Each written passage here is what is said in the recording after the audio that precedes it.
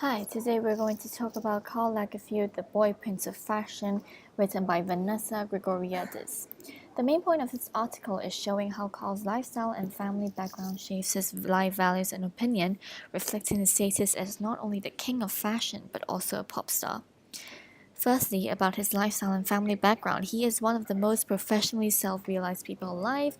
With his fashion collection and extensive photography career, he has a support system of the pop star with image makers, marketers, and managers.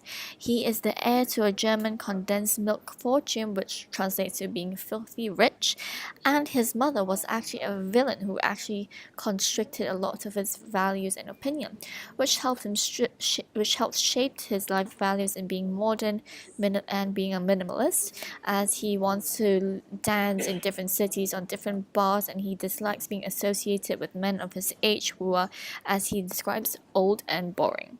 And he does not want to be owned by things. He recently sold his furniture collection, and he doesn't want to have any memorial after his death. So on hate, he actually thinks it is a kind of foolishness. On fame, he has a conflicting opinion on it. On one hand, he is bothered by it. He thinks he's a puppet, a marionette, and Mickey at Disneyland, but also he is flattered and actually loves it.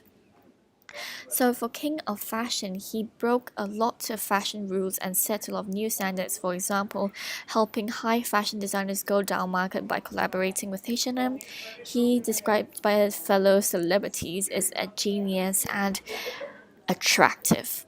So the author's viewpoint, he actually shows a very objective and subjective attitude. On one hand, the quotes and the facts about his background is very specific, for example, date and time.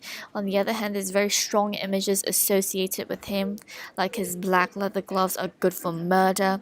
And this affects the presentation, as we firstly see an objective view of Karl. We firstly see him through the eyes of other people, and then we get to know him. We know his personality, we get to see how he lives his life, and we often see enlarged quotes from him throughout the article.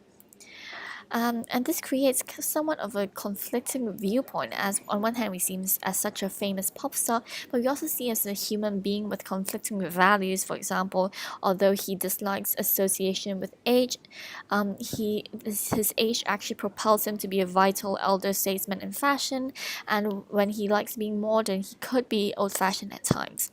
And for my interpretive lens, I actually thought Karl as really this fashion god, untouchable, and so I would expect a lot of input on his fashion contribution, and I would often focus on that rather than his bad or rather humane parts as a as his controversial opinions on Peter, on models.